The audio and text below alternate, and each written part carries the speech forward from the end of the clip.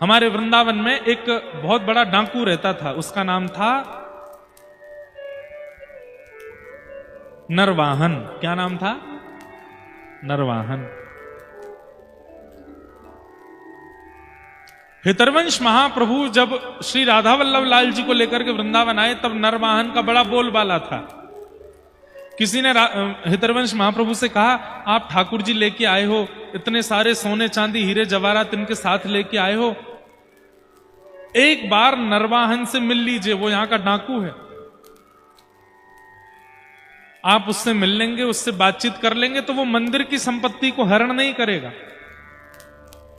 तो महाप्रभु जी बोले, हम किसी डाकू डकैत के पास नहीं जाएंगे, हमारे ठाकुर जी हमारी रक्षा कर लेंगे, हम नहीं जा रहे किसी के पास। ये बात किसी ने जाके नरवाहन को बता दी कि हितरवंश महाप्रभु तो ऐसे कह रहे हैं, हम किसी डाकू डकैत के पास नहीं जाएंगे, उसको गरज पड़े तो वो आ जाए। नरवाहन बोला, अच्छा मेरे ईगो को ठेस पहुंचा रहे हैं, बता, अभी पता नहीं है मैं कौन हूं। और नरवाहन अपनी तलवार आदि लेकर के महाराज पहुंच गया। राधा वल्लभ जी विराजमान थे उस समय, मदन टेर, ऊंची ठौर, मंदिर नहीं था, निकुंज में विराजते थे ठाकुर जी। जैसे ही पहुंचा नरवाहन,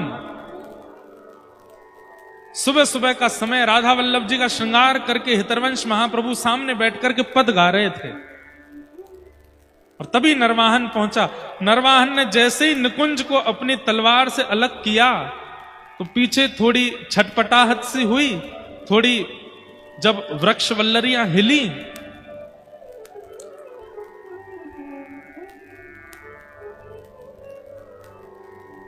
कभी कभी मन होता है हम कान बंद करके कथा सुनाएं आंख भी बंद कर लें, कान भी बंद कर लें, फिर सुनाएं। मन में तो छवि दिख जाती है, लेकिन फिर ऐसे आवाज आती है कि सब टूट जाता है। तो क्या बता रहा था मैं?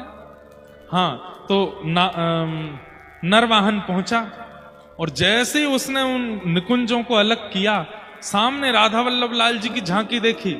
अब देखिए, राधा वल्लभ जी का स्वरूप देख करके उसके चित्त पर तनिक फर्क तो पड़ा, उसके मन में आया, अरे बड़े सुंदर हैं, लेकिन सामने जो हितरवंश महाप्रभु बैठे हैं उनका रूप नहीं दिखा था।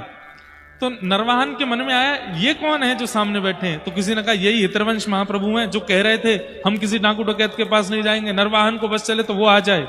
अच्छा, इतने में ही हितरवंश महाप्रभु का पीछे मुड़ के देखना हुआ। तो कहते हैं, इतना मुख ही पीछे किया था, इतना अंग ही नरवाहन ने देखा, और जैसे ही देखा हाथ से तलवार छूट गई, हाथ पैर कंपायमान होने लगे, मुख में शब्द प्रकट होने लगे, श्री राधा श्री राधा श्री राधा श्री राधा श्री राधा।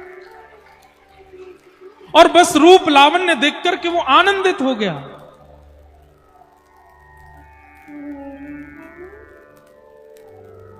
जिनका चित्त शुद्ध होता है, जिनके विचार शुद्ध होते हैं, बोलना तो बहुत दूर की बात है, उनकी उपस्थिति, उनका रूप लावण्य ही कल्याण कर देता है, रूप लावण्य ही समाधान कर देता है, उनका रूप स्वरूप ही आनंदित कर देता है।